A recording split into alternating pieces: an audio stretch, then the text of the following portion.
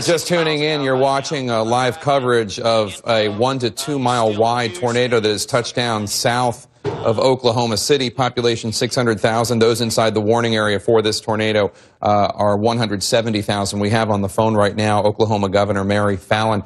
Governor, obviously, we warn all those in the path of this tornado to go inside, go to the cellars, do not go near the windows. What else can you tell us about what's going on there and your advice for those who are watching who are in the storm's path? Well, absolutely. They need to be weather aware and take these storms very seriously. The tornado that's on the ground right now, as you mentioned, is huge. It has hit through some populated areas of our city in Moore, Oklahoma. It's actually kind of ironic that we had a major tornado many years ago called the May 3rd tornado that wiped out a good portion of Moore, Oklahoma, and this is coming along that same path where that tornado went through that actually did kill some people during that time and took out several neighborhoods and businesses. But this looks like a massive tornado.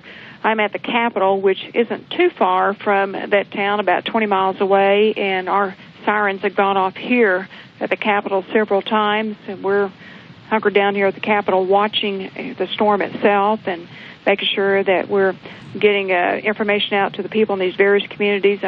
I know our law enforcement has gone up and down the highways trying to get people off the roads and gone up to some businesses and trying to get people out of movie theaters, and there's a school that was in that vicinity, and they've been talking about making sure the school children are protected. I haven't received word yet what happened with the school, if anything at all, but these are very serious storms. The conditions are just right for these big funnels to develop, and yesterday, of course, was a very tough day also.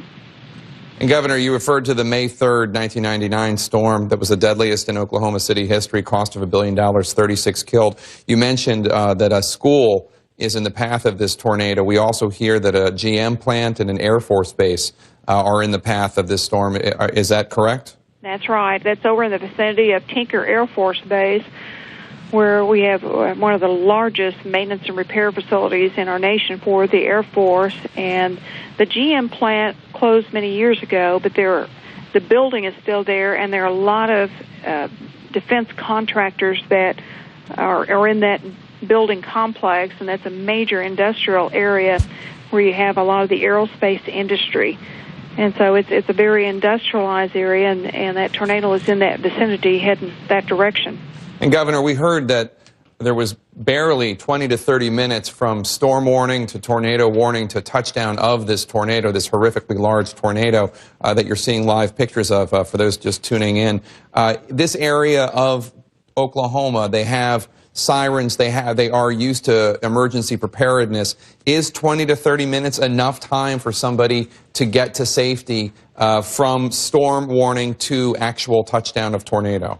That's a decent lead time on these storms, but we've been warning people since yesterday to be weather aware and to watch for these storms, to keep radios handy, phone apps on weather services, and certainly to keep the news on. I have to say that our media has done a tremendous job in saving lives both today and yesterday by keeping track of these storms and staying on the air and warning people exactly where the storms were headed.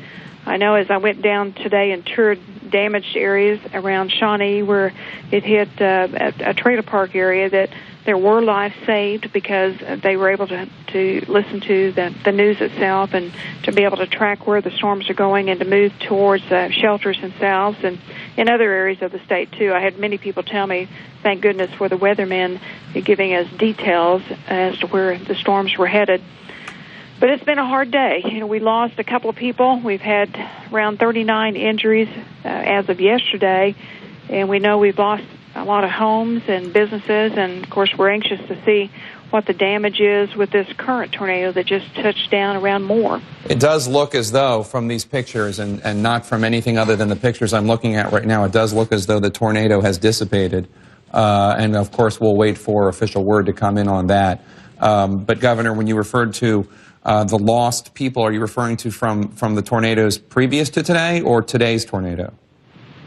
The loss was from yesterday. From yesterday's tornado. Yesterday's loss, and we don't even have a count, right now on what's going on with this tornado. But we're certainly monitoring it, and it's happened very quickly. I got back to the Capitol from touring the damage just a little over, probably about an hour and a half ago, and the skies had lots of clouds, but no storm clouds, and within 20 minutes of when I walked in the Capitol, a big thunderstorm had gone up really quickly, and then all of a sudden the tornado sirens had gone off twice here in the building within an hour after I'd gotten back into this location. So we anticipate that these storms are going to continue to build across Oklahoma. There's still a lot of red on the radar right now, which means that there are severe storms, and want to make sure that we're doing everything to get the emergency personnel out.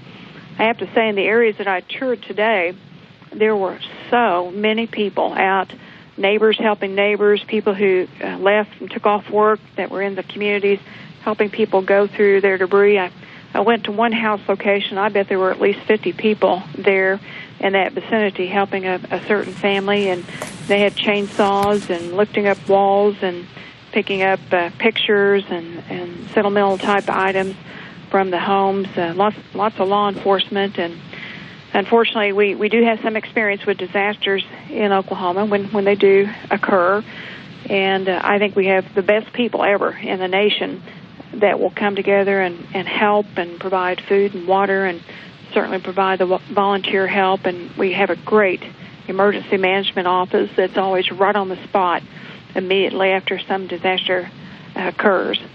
It does look as though the tornado has dissipated. It was on the ground for roughly 35 minutes. We're told that there are at least 7,600 individuals without power. If you're looking at the TV right now, the shots on the left are live. I'm assuming the shots on the right are from moments ago. That is not live images on the right. Those are live images on the right. We don't want to alarm people by showing them old pictures of a tornado, of course.